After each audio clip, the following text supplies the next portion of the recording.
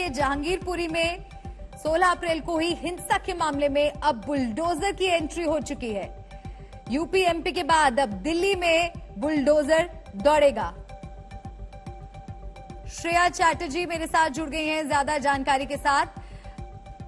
तो जहांगीरपुरी में बुलडोजर दौड़ेगा, कितने बजे ये कार्रवाई शुरू हो जाएगी, कितनी देर और?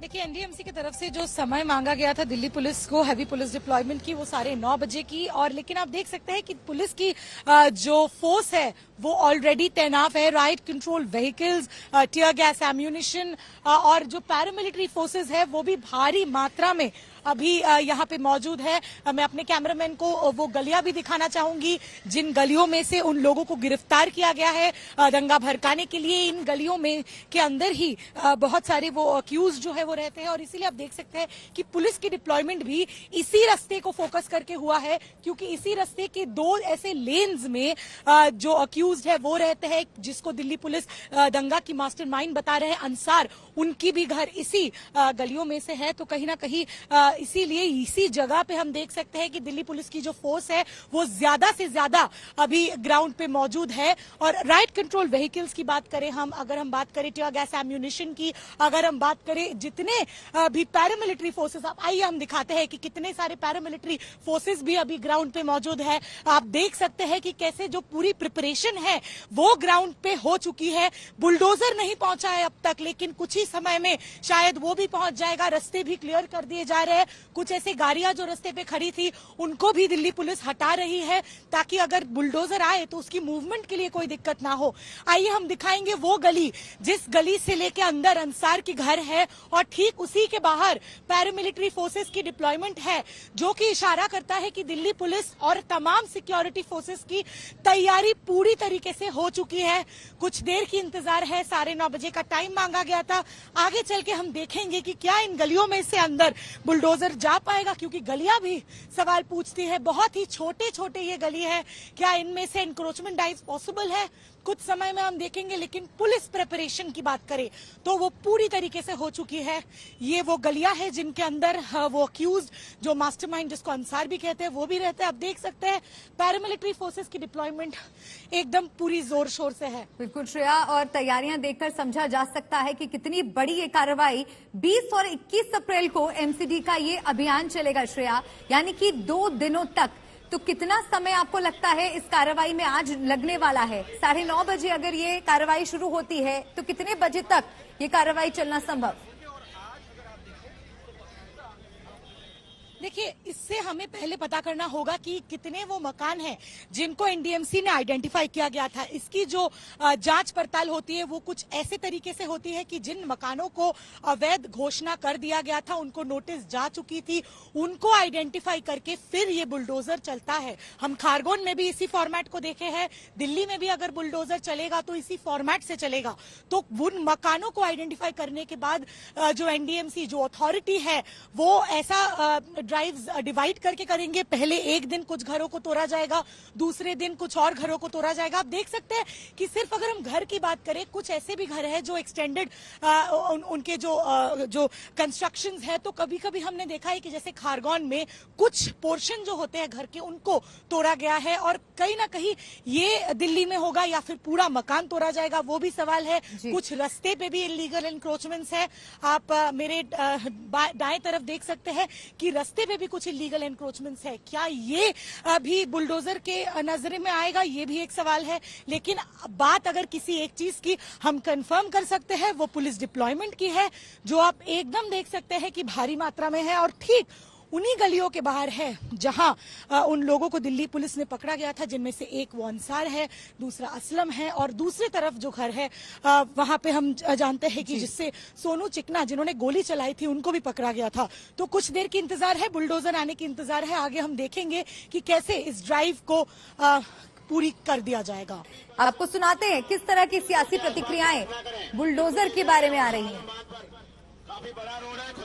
इन सब दंगों का फायदा किसको है? भाजपा को। कौन सी पार्टी है जिसने अपने सारे के सारे प्रवक्ताओं को तैयार कर रखा था कि तुम अब बाइट करो, तुम अब बाइट दो, तुम अब बाइट दो, तुम लोग ये व्हाट्सएप पे भेजो, तुम लोग ये ट्विटर पे भेजो?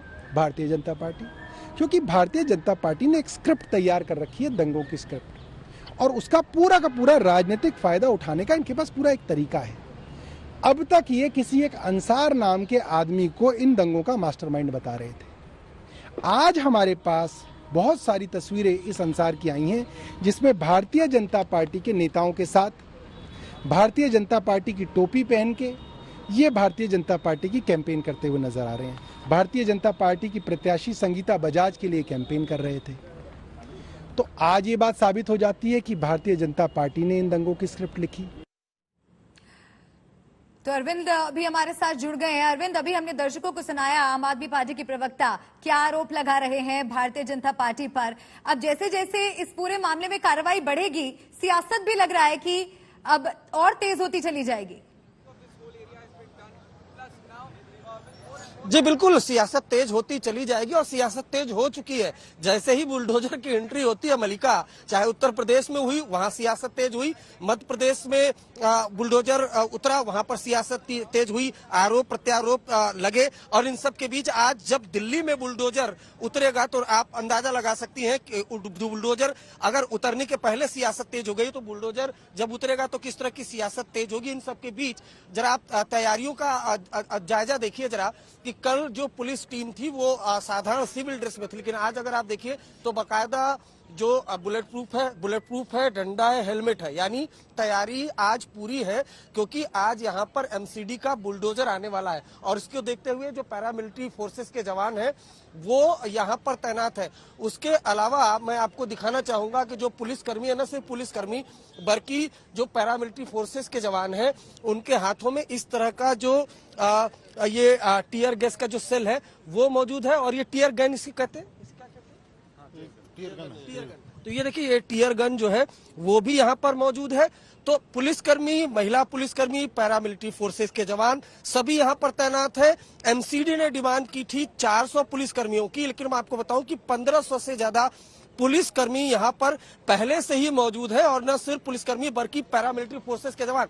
और जरा मैं आपको दिखाना चाहूंगा कि अलग अलग सेक्टर में अब जहांगीरपुरी के इस इलाके को बांट दिया गया है। ये जो है वो सेक्टर 4 है, D2। तो इस तरीके से सेक्टर में बांटा गया है जहां संख्या एक लगभग की संख्या में पुलिसकर्मी तैनात होंगे, उनके साथ जो पैरामिलिट्री फोर्सेस के जवान हैं वो तैनात होंगे। अब जरा इस इलाके को देखिए ये जो इलाका है मैं आपको दिखाना चाहूंगा, एक्सक्लूसिव तस्वीरें कैमरामैन अंकित को कहूंगा। ये जो इलाका है, इसी इलाके में सोनू शेख उर्फ इमाम उर्फ यूनुस रहता था, हम आपको दिखाना चाहूंगा।